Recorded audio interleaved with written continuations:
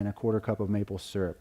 The oil there's no nutritional value in the oil whatsoever. It is just there to help it spread and help the flavor of, it dulls down the bitterness of the vinegar, and it also allows all of the parts of the recipe to stick to the kale. So there are a lot of recipes that are out there that are really good recipes that do not use any oil whatsoever. But in light of this being the first class, we're going to use oil on this. Does anyone out there have a recipe that they particularly like that does not use oil? Has anyone tried a recipe that you've used or found that you really like for a dressing that does not use oil? Okay. Yeah. Kojak? Okay.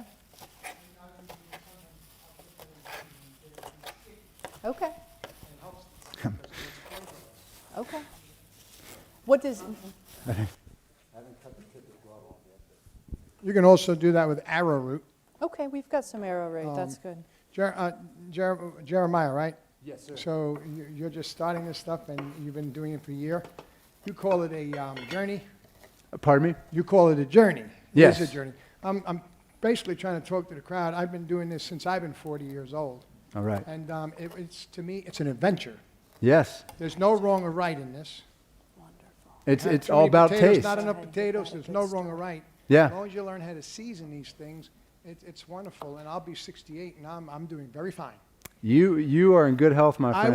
I was a little scared when I did this. Yes. Because I told the people that taught me, you know, if I got 3 kids and if I go home and kill my kids, can I do this? And I was a little apprehensive. But for 27 years, people, it's worth the journey. Yeah, it's Because I am an fit. amazing. I'm not no bodybuilder, but I am fit. It's I thank God for that one. And the possibilities are limitless. I mean, absolutely limitless. And another good thing about having a whole foods plant-based diet is you don't have to have 3 separate cutting boards for everything that's in your house. You don't have to have a cutting board for meat. You don't have to. You just do away with that. When we're done, we wash it under the sink, disinfect it, and put it on the drying rack. So we've got our kale is chopped up here, manageable bite size. We're going to put it in the bowl here. And like I say, this is just one bunch of kale. And Michelle, if you want to go ahead and do that. Is this my bowl or is this all together? We can put it all in there together. Or you can use that bowl and I'll put this in here. We're going to put the stems there, but so what we're going to do is now we're going to massage the kale.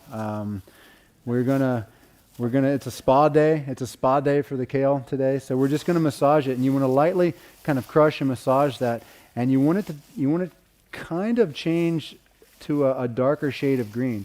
And this kind of breaks all the binds in there, allows the flavor of the kale to come out. And once it's massaged and you'll taste a piece of it, it doesn't taste like kale anymore. It seems like it has a saltier taste to it. So we're just going to lightly massage this in.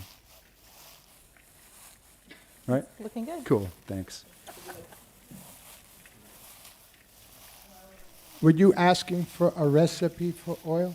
Without No, oil? A recipe for a dressing without oil that people may enjoy to make if they were looking for an alternative. We came up with several that we'll probably use in later later cooking on. classes, but didn't know if there was anyone that had a favorite out there that wanted to share it right now. Well, like I said, I use myself. Joe uses arrowroot, but I use Kojak. It's Okay. glucomannan is what it's called technically. But I use water, Yeah, and then whatever you want to do. I put lemon juice, Yeah. Italian seasoning, yeah. garlic. You can do whatever you want. But for the consistency, I put it in a jar, and I'll put the water, lemon juice. Sometimes I'll put you see cranberry vinaigrette or something. Right. I'll put You a see the little color cranberry changing. organic Yeah, juice sure. and just put that Kojak in there, and you shake, shake, shake. Don't put too much because it swells up 50% larger, Okay. 50 times larger than it actually is.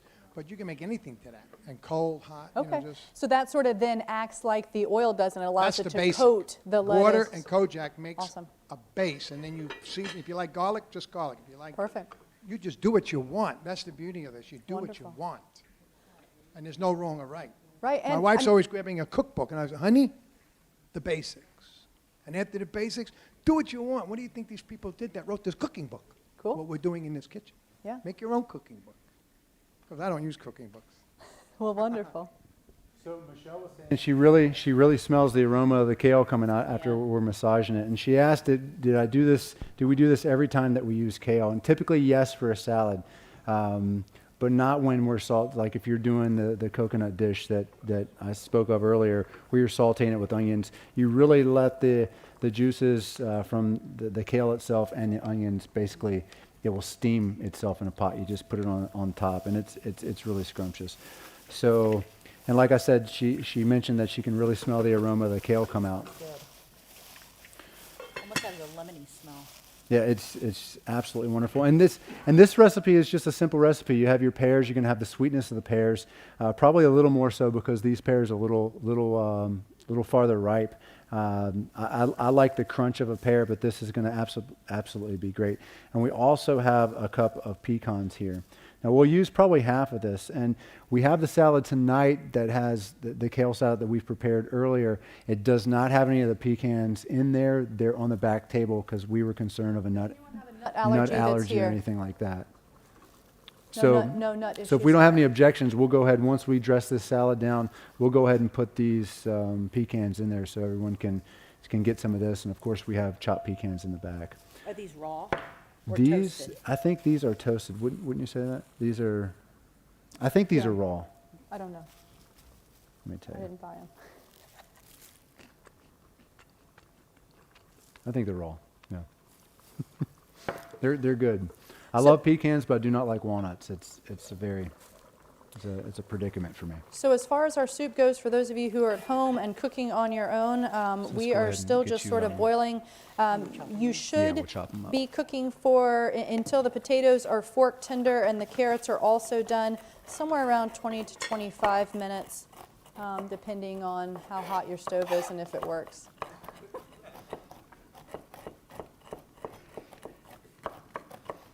So we're just, go ahead. Okay. Can we see a shot of what the soup Yeah, looks like right now? absolutely, absolutely. Just a rough chop or like a- So this is sort of where we are now. I like to do You a can see little, everything is sort of coming together beautifully. Hopefully it's smelling really good out there.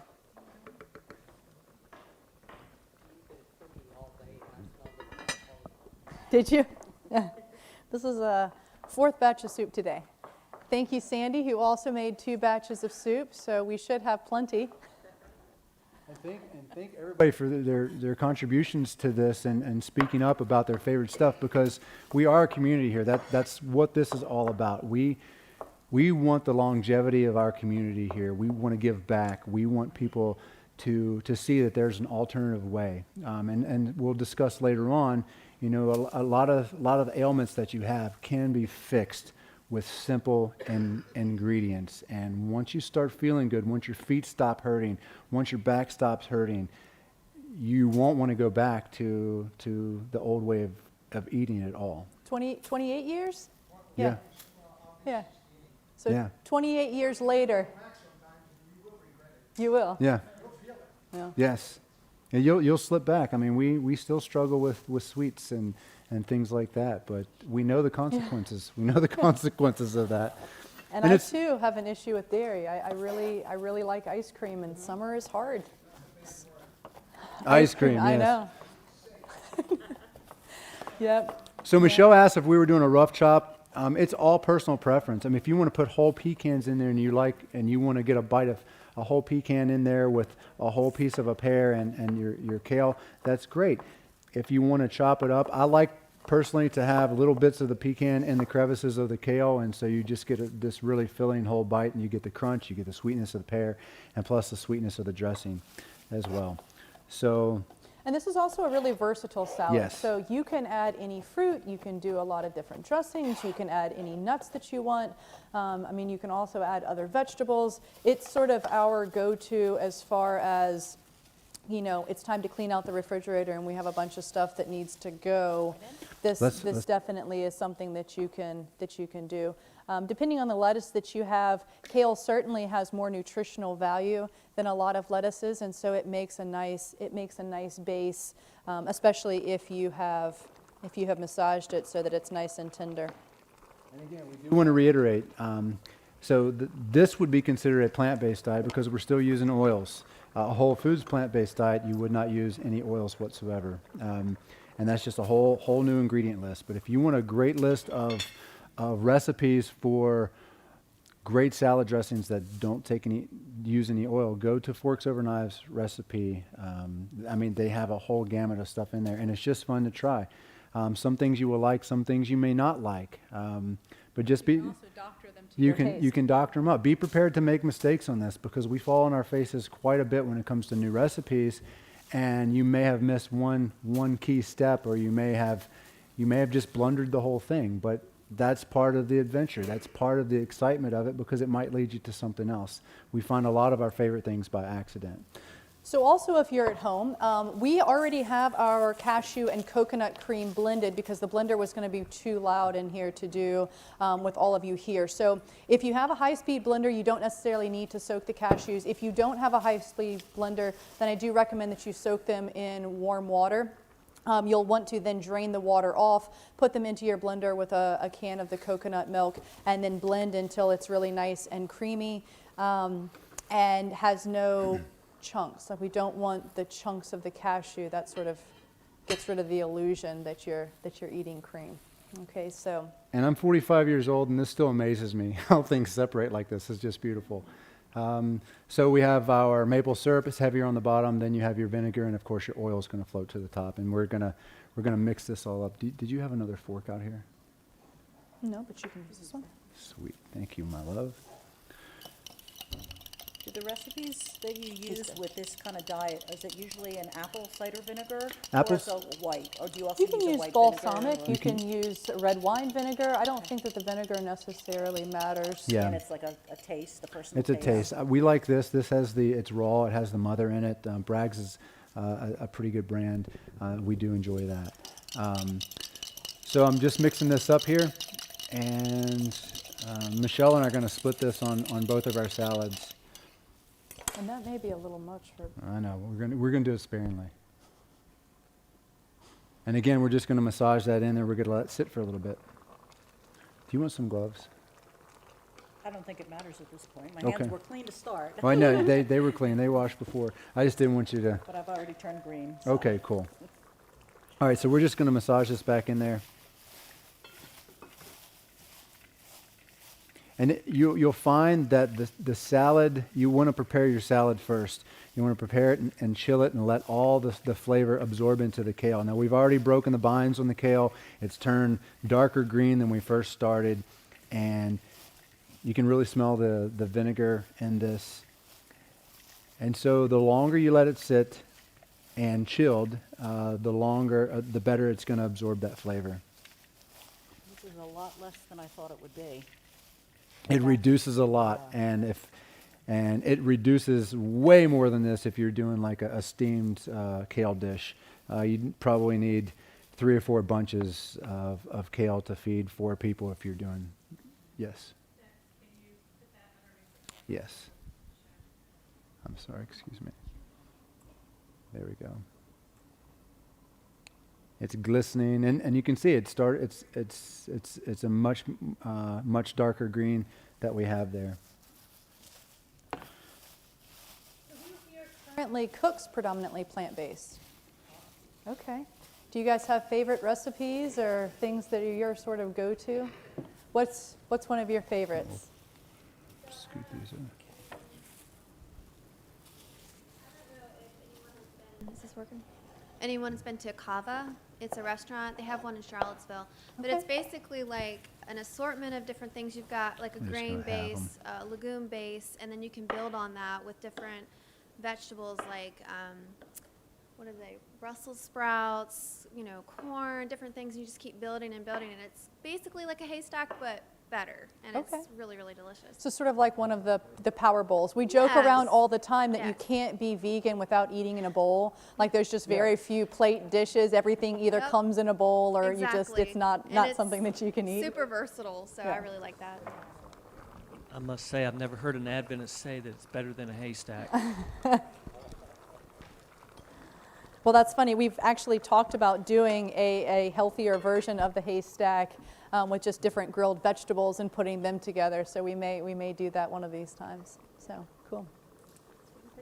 All right, you're looking good. So we're doing these pears. We've cut them in half, and we've halved the halves, and we've halved those, and so we're just we're getting the center out with the seeds and the hard portions. That I don't know the proper terminology, but I know that stuff has to come out. The center has to come out. The core, yeah, that's right.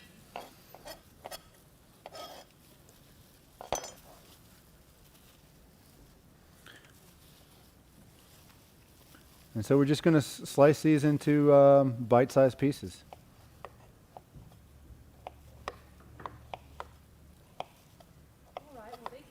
On the salad, our soup is pretty close to being done. I think hers got a little bit of a head start, so hers is actually ready to go. So what we will do is, if you are at home and your potatoes and carrots are ready to go, you can turn your heat off because the coconut cashew cream won't need to really be heated. There'll be enough heat in the soup.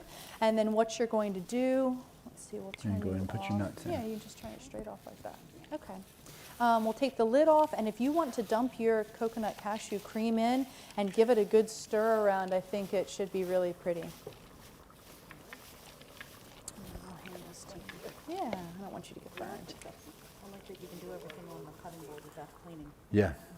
Michelle says she likes that you can do everything on the cutting board without having to clean it. Everything is going to mix together anyway. And I'll come around to the camera. And so this is what we have here. So we have the pecans in there. We have the me slinging kale everywhere. I'm sorry. The pears in there, and you can see it's glistening with the dressing. And I'm looking forward to getting some of this. So it's just three simple ingredients. Yeah, this is all for me here. And once we've massaged that kale, we're not going to really go back because we don't want to squish any of the pears or anything that's in there right now. So this salad is basically done. And I may have I know she was right again. I may have put a little bit too much dressing in it, but the stuff that we have prepared for everyone else, it's perfect. So this soup is also very versatile. If you want to add, again, I use this as a way to sort of clean out the refrigerator. I've put mushrooms in it before. I cook those usually when you're cooking the other vegetables early on. If you want to do peas or greens or something like that, you add that in at this point when you turn the heat off with the cream. Again, it can be a lot of different things depending on what you want it to be. I think the batch that Sandy made, she did go ahead and put some peas in. So if you want to try that, that would be available also. But pretty versatile, pretty easy to move things around. That's one of my favorite things to do with recipes, is to take things that I once really enjoyed and figure out how I can make them to be something that we would enjoy now. So I'm going to turn this off, and we can go ahead and start setting up the buffet. This is my favorite part. Eating? Eating, yes. Okay. And then, Pastor Bob, if you'd like to come up and do the blessing.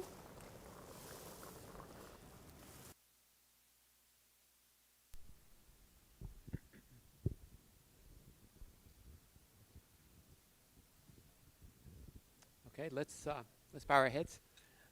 Loving Father in heaven, we thank you for the awesome way that you've designed these varied plants of different colors and textures and tastes, and they match the bodies that you've created for us, and how that we can have health, strength, and happiness as we conform to this simple formula that you've laid out for us. Thank you for this time together to learn, and bless this food, and thank you for those who have prepared this food, and for this time where we can enjoy this together. We thank you and ask this all in Jesus' name. Amen. I'd like to take this time to thank David and Michelle Hall for helping us set everything up, Sean and Sandy for bringing the bread and all their support, Charlotte and Teresa for coming in and helping set up, and my mother-in-law for going and getting all the stuff that we forgot at the house and rescuing us on that. And if we're leaving somebody out, know that you're in our hearts, and we certainly do appreciate this opportunity. So please know that while we're eating, Sarah and I are going to share our experiences that really brought us to where we are right now, of why we made the changes, and hopefully convey some more of the health benefits of a plant-based diet. And so stick around, and I know you're going to stick around because we're eating, but we're about ready to enjoy this. You got it clean?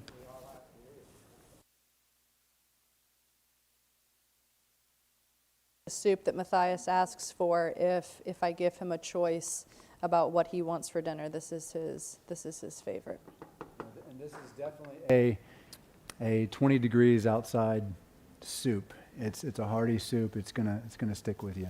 So if you are cooking at home, at this point, we were sort of talking earlier, this recipe calls for fresh thyme, fresh sage, salt and pepper. But it's important to know that, good food can also taste good. So if you like a little bit more garlic powder or onion powder or paprika, or you were saying that you really enjoy chili powder and you put it in everything, you can do anything you want, make it taste the way you want. Heidi and I were talking a few weeks ago about the fact that sometimes it's just not spicy enough. It doesn't have the right taste. So please, if you are at home and doing this, or if you're just learning and you're looking for recipes, don't feel like you have to just put a teaspoon in and then say it tastes bland. Add as much as you need to sort of give it the flavor, to accent different flavors as you sort of grow and change. So we are ready. I guess, do we need hot pads over there to put the hot soup on? I can, or I can leave it here. Which do you think? Okay. I have a question, Sarah. Sure. About all the spices that you have normally in your cabinet Sure. and have used. Do you just continue to use those, or anything that you should stay away from? No, I mean, we pretty much have a full cabinet of spices. I mean, If we can find them. If we can find it, it's Yeah, such a things like disaster. blends, when Yeah, you go to the store and blends. you get like a. Yeah, so not Are those so- okay to use, or are they? You there's have so to many look. preservatives? We got rid of a lot of them when he got Alpha-Gal, because a lot of those have what they call natural flavoring in, and that can be beef products. So you have to be careful because some of those blends have things in them that you don't know about. We have a member here, Trudy, who's really, really good at reading labels, and so I'm going to ask her to do a little blurb on reading labels and the hidden things that are in labels. Typically, I would say it's probably safer to avoid blends because you may be getting something that you don't know, including MSG, which has a million different names, or things along those lines. So you're looking for the spice. Spice and alone. That's it. Yeah, just, On the label. yeah. Okay. One of my favorite spices is a new discovery, but it's sumac, and it's really flavorful. It's got a lot of citrus. It gives you a lot of nutrients, and you can pretty much put it on anything that you want if you want to add a little bit of zing to whatever, whether you're doing veggie tacos or simply I've put it on oatmeal before, and it's really good. So if you've never experienced that, and a lot of people say, "Oh, poison sumac." No, it's not that. It's a red spice. It's absolutely beautiful. It gets a little tacky when it's left out in the atmosphere, so be sure to keep it in its container. But it's a really flavorful, unique spice. And it's great in tea, yes. So we're going to move everything back to the back table. Please, does anyone else have any questions? And we'll be open for questions all night long. So if you do, just say hey you or whatever, and we'll both try to address that. I can cook for you, Nancy. I don't want you. I'll come and cook for you no matter what. Nancy gave us some quail eggs about 7 months ago. Oh, you got quail? Oh yeah, we got quail. But out of 32 eggs, 7 of them hatched, and they are the cutest things. And it's been a real pleasure to have them at the farm, and the kids love them, and everybody's really curious of them. So I don't know if Sarah let me have any more or not. So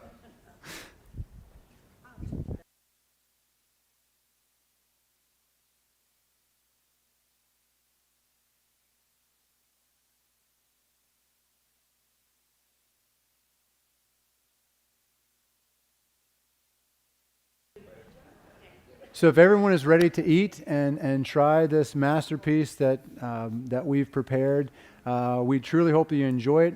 And please start at the buffet table in the back. I think we're doing self-serve, right? Self-serve. So everything is back there that you need. We have, yeah, we'll serve. We'll get you covered, Nancy. Yeah. So we have water up here. We also have some fizz. So with the fizz, just take one packet, pour it into your cup with water. I don't know if we have ice up there or not, but it's really good. But just be aware, it does have a natural caffeine in it, and it can keep you awake. So it's kind of late in the evening for that, but they're really delicious. Probably best to take that with you. Yeah, probably best to take it with you at this point. And the tea that we have here is, I traveled to India many years ago, and a gentleman introduced me to this tea recipe. So the tea we have is it's an English breakfast tea. It's a black tea. It's decaffeinated because I don't want to put a pep in your step this late in the evening. It's flavored with cinnamon, cardamom, Spanish saffron, and it has a light sweetener of organic honey in that. In fact, honey from our Just Bee apiary. So please enjoy that. It's probably going to be very hot, but it's mild, and I think some people have tried it that really like tea, and they really enjoyed it. It's one of my favorite teas, so please enjoy that. But just be careful, it is still very hot. You have anything else? No, I think that's it. If you'd like to go ahead and serve yourself, I think that everything is set up. We've got the soups, which are all pretty much the same. We're going to bring some salt and pepper out. I also have some options up here if you'd like a sprinkle of that.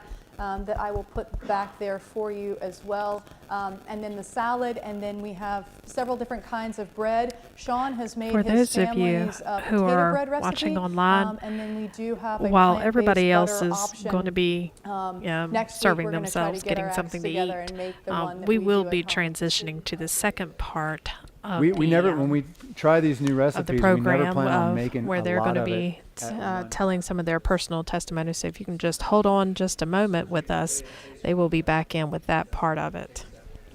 Try to make a little bit, and if we like it, we'll carry through and make more of it. And this particular butter butter substitute was really good. That's good.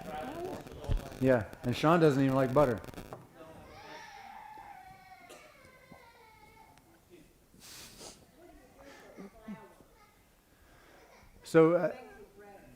So as far as flour, Sarah has a gluten intolerance, and we found that out after a cleanse that we went through. We both found out a lot about our health, and we'll go more to that. But we use Bob's Red Mill 1-for-1 flour, and they do a blend. So it's a gluten-free flour.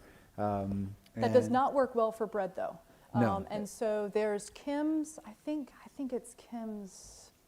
I can't remember exactly right now, but we can certainly put it up on the on Facebook for you all. But she has a really good blend of different types of flours that you can put together, like a sorghum and buckwheat and tapioca, and you add some potato flakes and things like that, which holds up better to when you're actually trying to make a bread, which needs some density.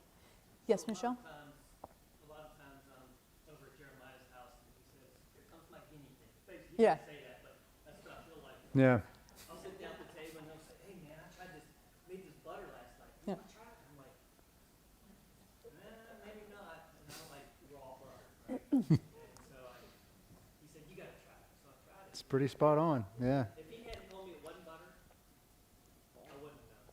I don't think. It's really good. My taste buds are going. Well, it's 4 ingredients versus like we were talking about the 15 ingredients that are in the store-bought stuff.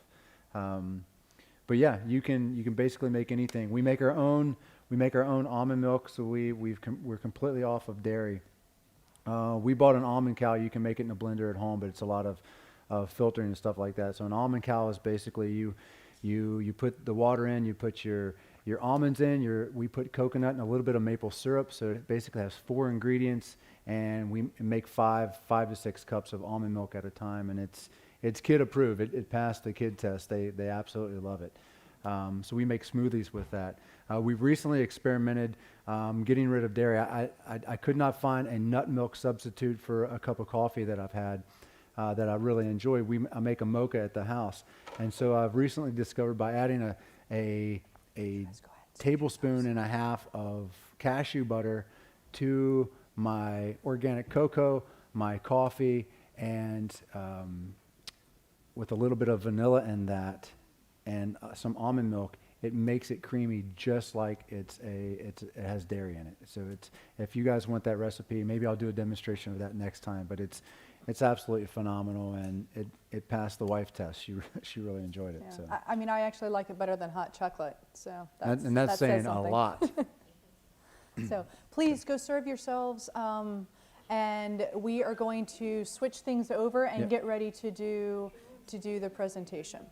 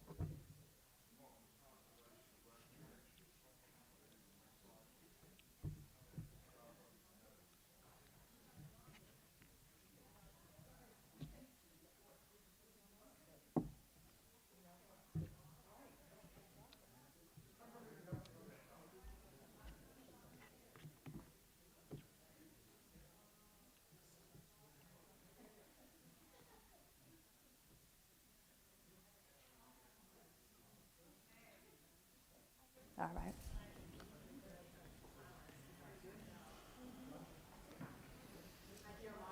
Yes, ma'am. My daughter Nicole is not a kale eater, and she likes the Is this good? Good. All right, good. Awesome. It's the massaging technique. Yeah, you gotta give the kale a spa day and massage it to get all the good stuff out and put the good stuff in. When I saw, all I could think about, I love kale, cooked kale. There's a big hunk of kale in your mouth, you know, Yeah, chewing on it. But this, the massaging was the trick. yeah, it's amazing. Really good. Totally transforms it. It allows it to hold on to the flavor with its little fingers. Yes. Yeah, well, this sort of came about when I was pregnant, or when we first had Matthias, and you know, I mean, he didn't travel well in a car, and we couldn't go anywhere, so. My son, not me. Yeah. Right. So we started getting Blue Apron.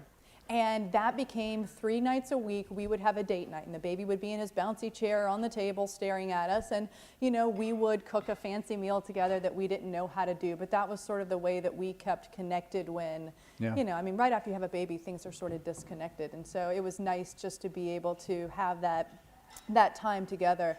And after that, I mean, we sort of found out that we really enjoyed it, and we worked well together. And we have a very small kitchen at home. Very teeny tiny kitchen. Intimate, some may yeah, say. On the real estate, they would definitely say that it's an intimate kitchen. But it gave us the ability to learn to work through problems and work with each other in a small confined place. So it's been good marriage though. Yeah. So and so since we've ordered Blue Apron, you know, those are all these organic ingredients sent to you with recipe cards and stuff, kind of like what we're doing here. And so that was 3 nights a week, and then we've just kind of carried that on, and this has been a really cool adventure for us. And if it weren't for friends and our eagerness to get healthier and learn, I don't know how far we would have made it on the journey. So we're going to go ahead and get started with our talk because we are running a little late. This is titled How Food is Affecting You, and we're going to take you from the SAD diet to the RAD diet, okay? So SAD stands for the Standard American Diet, and we will sort of break things down as we go. But just so you sort of know ahead of time, we're going to start with our journey and what got us into this and why we think that this is important, and then we'll talk about where we were and the foods that we were eating and the processed foods and how that goes, and then we'll go into why plant-based really can change your life, and if you're on the fence or if you're facing some sort of health crisis, why this may be a solution for you. So here we go. This was us. Almost 4 years ago, we started this journey. Mela was 2, Matthias was 3. And we were realizing that we needed to make some changes, but weren't exactly sure how we were going to get there. So this is where I started. I had pain on my right side for about 3 years. Again, my favorite cooking ingredient was butter. My blood pressure was pretty high. I liked to pretend like it was only when I went to doctor's offices because that was my excuse and why I didn't need to make any changes. But at the worst, when I was having tunnel vision and headaches every day, it was 150 over 100. I was exhausted all the time, which I attributed just to having kids. I had really bad acne and dark circles. And so all of these things sort of led together, and all of these things, as I found out later, were attributed to diet. So I also had a lot of joint pain. I thought that that was just because I was almost 40, and you're supposed to hurt when you get out of bed in the morning, right? So I was also overweight. I rarely drank water, and even though I was cooking healthy, organic, well, I say healthy, even though I was cooking food at home and it was organic, it turns out good food isn't always good for you. And I still had this issue of eating out at restaurants during the day for breakfast and lunch. I mean, to the point that I was hiding I found the wrappers under the in the seat. truck because Yeah. he'd be like, "Why are you spending all this money?" And I'd be like, "I don't know what you're talking about." So I went to the first doctor, who's a doctor here in Lexington. She is a holistic doctor, so she sort of aligned with where we were. And she recommended an anti-inflammatory diet, which sounds great, except for the fact that I got a piece of paper with everything that you can't eat. Well, what are you supposed to eat? Like, there was no bridge to get to where you are supposed to be. It was more a don't eat this, but not what you could eat. You know, at the time, my dad was living with us, so I was already making 2 meals a day, 3 times a day, you know, one for the babies, one for Jeremiah and Dad and I, and so that was 3 times a day, and it just got to the point that that was too overwhelming to even think about having 2 young toddlers and then throwing in a 3rd meal, because I was pretty sure they weren't going to go for it. So I decided to do nothing, and I waited another few months, and the pain on my side was really getting worse, and it got to the point where I was nauseous every night, and I knew that I needed to make some changes. So I go to a second doctor, and he's more of a traditional doctor, and he never touched me, never listened to my heart, never really even asked me any questions. He just looked at me and he said, "Well, you're a fat female and 40, it's your gallbladder. Oh, and by the way, your blood pressure's high, but I see that you're a veterinarian. So can I ask you a question?" And I was like, "Well, you've insulted me twice. Sure, let's go for this." So he's like, "You know, my dog's got ear infections. Yeah. Do you think that it'd be okay to use an over-the-counter medication in those?" And, you know, I was like, "We're done. Like, go to your vet, you know, don't try to treat things over the counter." And so that was sort of the last time that I went to a doctor for my gallbladder issue, and I sort of walked out of there feeling that I couldn't really trust the medical field. And whether that's true or not, that was sort of my perceived perception. And hindsight's 20/20, so I actually almost feel like it wasn't that they weren't telling me the truth. I think that perhaps what it was is that I wasn't hearing what I wanted to hear. So being a veterinarian, they say that nurses are the worst patients, but I would venture to say that veterinarians are probably right up there with them. And Google, of course, is everybody's favorite friend. So when I didn't get the answers I wanted to know if I had stones in my gallbladder. So I Googled how to do an ultrasound on a human. And I crawled onto the ultrasound table and I ultrasounded myself, and I didn't see any stones, there was no shadows, so I was like, okay, good. This means that I can at least fool around with this for a little while longer. We're not at a point where I need surgery. Now, I do not recommend that to anybody, but that's sort of what I did. So my side of the story, as I mentioned, I'm a prior Marine in good health. Once I left the Marine Corps, I kind of got on this trajectory of not eating right, not really taking care of myself. I developed plantar fasciitis, and that is excruciating painful. It's basically where you can't walk. Your calf muscle tightens up so much that it really pulls the tendon on the bottom of your foot, and it's excruciating painful, especially when you wake up in the mornings and you step down that first step. It feels like needles are going into, just radiating up through your body. I had sleep apnea. I was diagnosed with alpha-gal, which is a tick-borne illness where I basically had to give up all types of red meat. So I could still eat chicken and fish.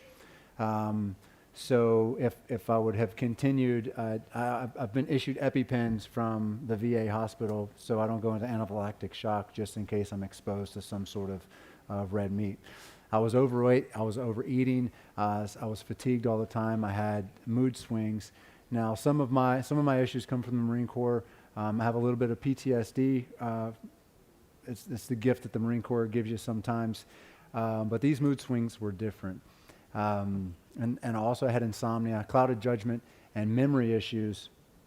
And I had a list of medications from sleep, pain, etc. You name it, they tried to put me on it. Basically these Band-Aids to cover up these things that were bothering me. And a lot of medications that covered up the medication side effects, which were exactly. a problem. And so we just kind of had enough of that. So I was really unable to hear, even if my body was speaking to me, I was really unable to hear what it was saying. And so the first doctor insisted on steroid injections and PRP.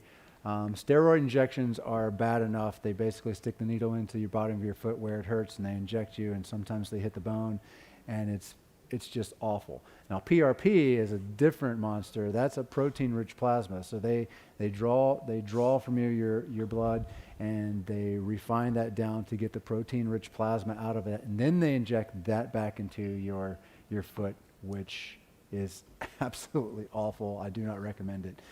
The steroid injections resulted in bone density loss for me. So I was having these random rib breakages. One time I broke a rib, I coughed, and I opened the door for Sarah to go in, and I snapped a rib. And another time, this is before I turned 40, I was picking up some firewood, and I snapped a rib. And we finally found out that it was attributed to these steroid injections, which basically causes you to lose bone density. So we were kind of done with that. So the second doctor recommended surgery to basically cut my fascia.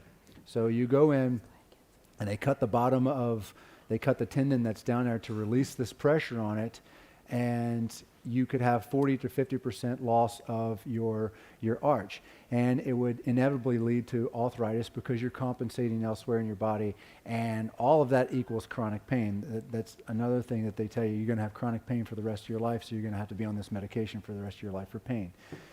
I wasn't wanting to do that. I couldn't run and play with the kids. My feet and legs and back hurt so bad. And it was really time to start making changes.